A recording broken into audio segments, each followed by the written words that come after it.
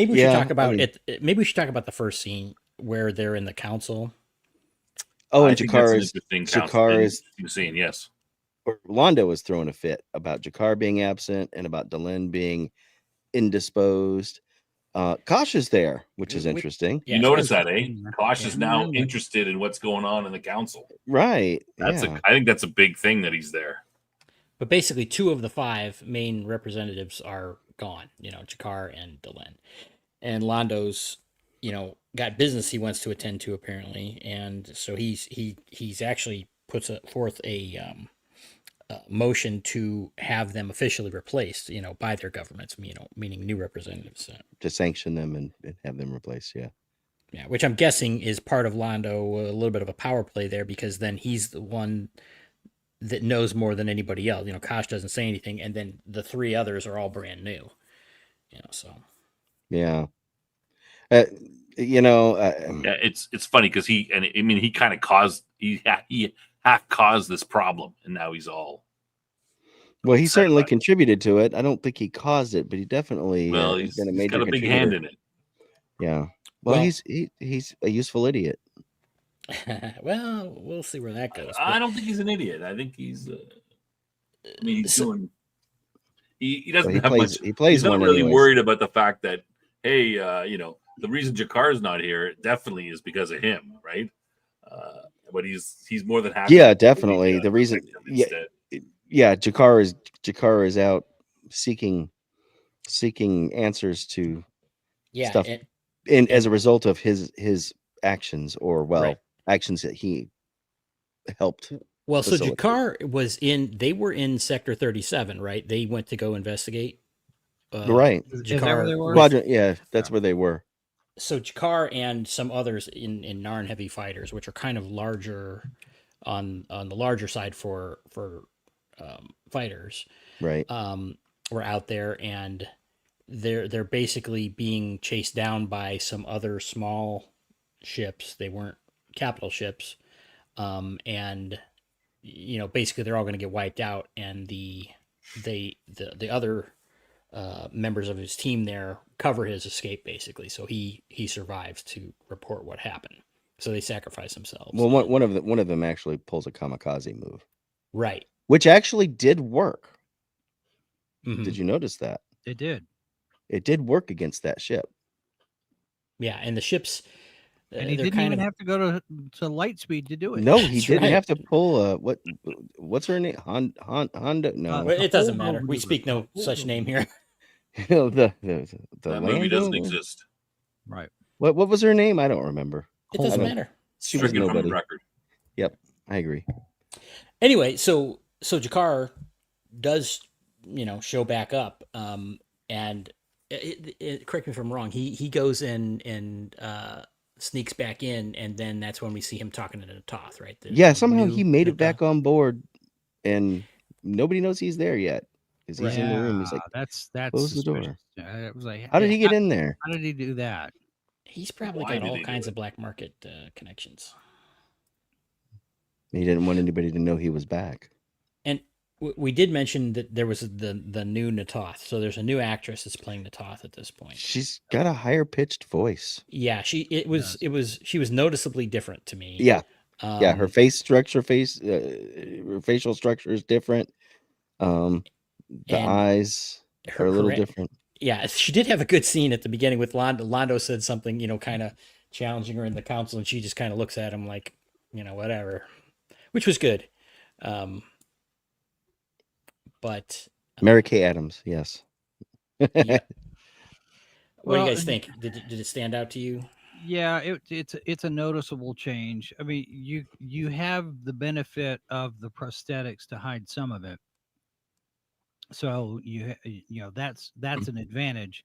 If she had just come in, if you had some brand new person playing Talia, for instance, that would have gone sore thumb. Well, Talia was the new one playing the telepath. Yeah, they just switched the character.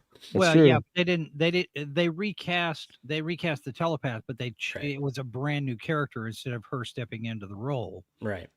Whereas here with Na'Toth, we were on number 3, number 4? No, I thought we were on number 2. It's number 2 character, but the first Narn assistant was a different character. Was a different character. Then Yeah. Natoth, so So there's this been is- one, this is and So then this 2. this is Natoth. Natoth number 2. Yeah. Right. Right. Yeah. Yeah. So it's one of those things where if the prosthetics help, and I think so I imagine she'll She'll be lean fine. into it. She'll slide into the character and make it her own thing, and Yeah. and it'll be fine. It's just one of those things where it's kind of jarring to start with. You're like, who's that? And then they kind of have to answer that. Well, Natoth. and I think that does, Jakar does that when he addresses her, a couple of different times, and I think they even say her name at the first scene in the council room too. Yes. Natoth, where's your boss? So you do it organically as part of that, and it's okay, it's fine. It's like, oh, okay, I know who this is. So I think it'll be all right. Yeah, she does come off to me. So the other Natoth came off like a school marm, Yeah. or maybe the mean librarian type, that haughtiness. This one doesn't, from this episode, anyways. From what we've seen of her, she comes off differently. She doesn't quite have that tone. So tonally, she's different. Yeah, to you me. could attribute that to her being worried about Jakar, though. Maybe. Maybe. We'll see. We'll see how she progresses. Yeah. Well, so Jakar comes back with a very different attitude. Oh yeah. Yeah. He is He's shaken. Yeah, he is, and he's done some good research in this short period of time here, Snuggy, my God, and he's making some strong claims, and he actually runs into Londo, and his whole attitude towards Londo is different. He's like, hey, I want you wiped out, but I think we need to work together. I mean, it was staggering to see that sort of a change. Yeah. Thing. Yeah, he basically come out and he said. But he did say that he'd like to kill the Centauri still. Well, Right. Is the debt. I think did he use the phrase debt will only be paid with blood, with Centauri blood, but this is bigger. Basically, is what he's saying. Yeah. If both of our civilizations are to survive, we will need to team up, and not just us, the humans, and he's willing, again, they from the first season, everybody's playing their cards close to the vest, and suddenly Jakar's like, I'm spilling the beans, which, again, is important, as we see here, but does somebody want to go into what he revealed? Well, he said, he's talking about Jaquan, and says 1,000 years the darkness has come again. So it's interesting that it's 1,000 years. He's reading prophecy out of his his religion from 1,000 years ago, because he says, weep for the future, weep for us all. And then he talks about that, after 1,000 years, and he goes into the explanation about how it nearly took out all the stars, or something like that. The darkness nearly took out all the stars. So the fact that he's normally the Narn they're trying to be proud warrior people, because obviously the agrarian thing didn't work out for him. But yeah, but at this point he's like, yeah, we're gonna have to all kind of pool our resources together to stop this greater threat. Yeah. And he does. We can kill each other later. Right now, we'll fight later. Right now, this is bigger than our individual squabbles. This could literally wipe out everybody. Yeah, and so he's actively, trying to, he goes to the council and spills this and is suggesting they take action. That they start to move on this. And he goes so far as to tell them, hey, I've already got a ship that's going to be out there. It should be out there at such and such a time, blah, blah, blah. And tells the plan. Yeah, exactly. He says he gives the plans to Londo. We get to mention, he mentions this Zahadum thing, and that this was a place that in the past, these planets, this enemy, This was resided their on home all world, these I different think. planets. But yeah, that was like their home base or something, perhaps. Right. And so he has this plan where they're going to send a ship. They're going to jump in, take some readings or whatever, and then jump back out before right anyone out. can Yep. do anything. Surprise. Right. Well, who wants to say what happened to some of that? Well, before we get there, in this council meeting, I know we're cutting in, we're joining in progress, right? It's like they say Right. in radio, we're jipping. But we don't get all of the information that he's just given to all of them. We don't know what he's told them. He sits there and goes, "I've told you everything here. I've told you all of this stuff. We have to work together." But we don't hear any of that. Which I find it's an interesting creative choice because it still leaves the audience in the dark about what this coming threat is, and you can string that out and do the reveals and whatnot. Yeah. But now all of your cast, all of your characters are working with information that the audience doesn't have yet.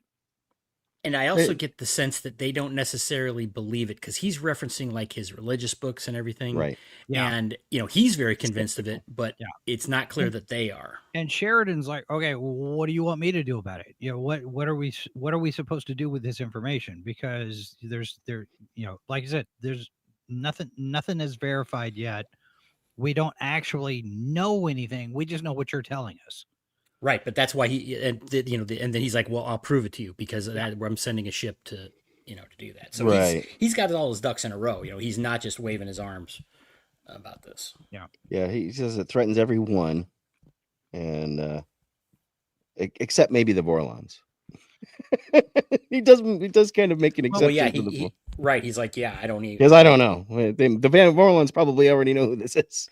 So I'm really surprised we didn't get a scene commenting on Jakar's change in demeanor. You could.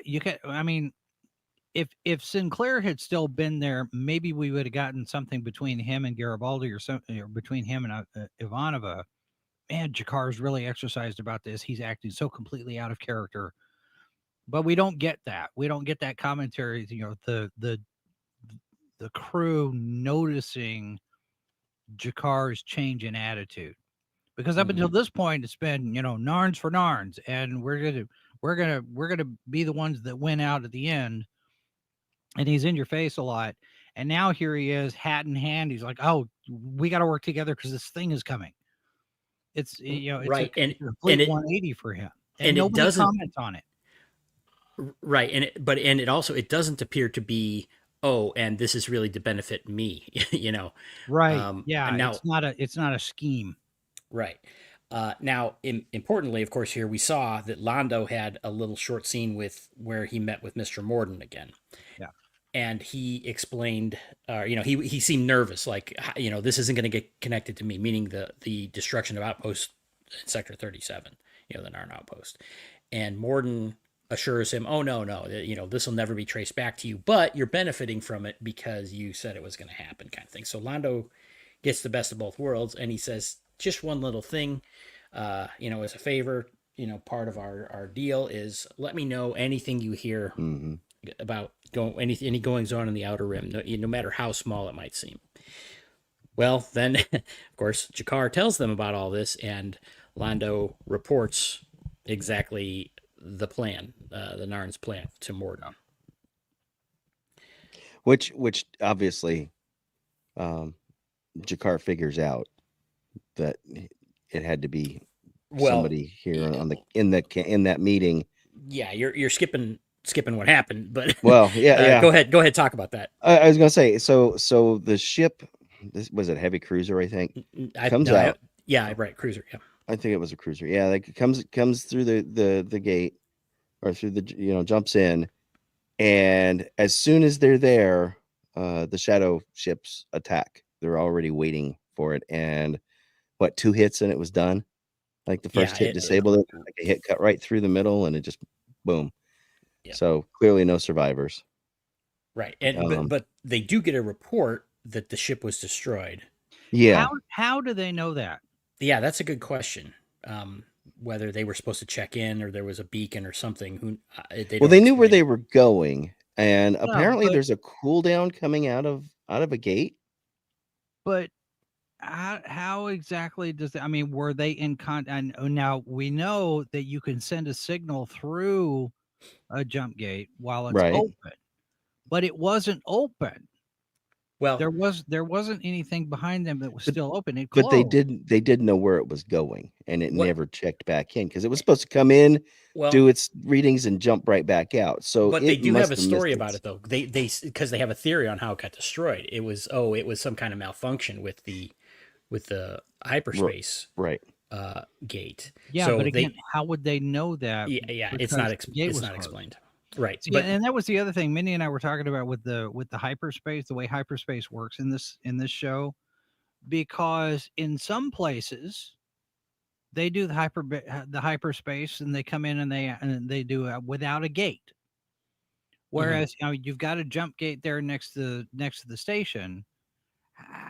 yeah, the capital ships can open their own. Right. Yeah, Some the ships, subspace. ship some is big ships, enough and has enough The power. ship's It big enough. can, Okay, all Yeah. right. and it has the technology, it can open itself up.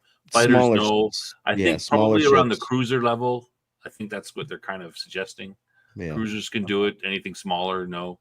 Anything, The Agamenon, Agamenon, whatever it is.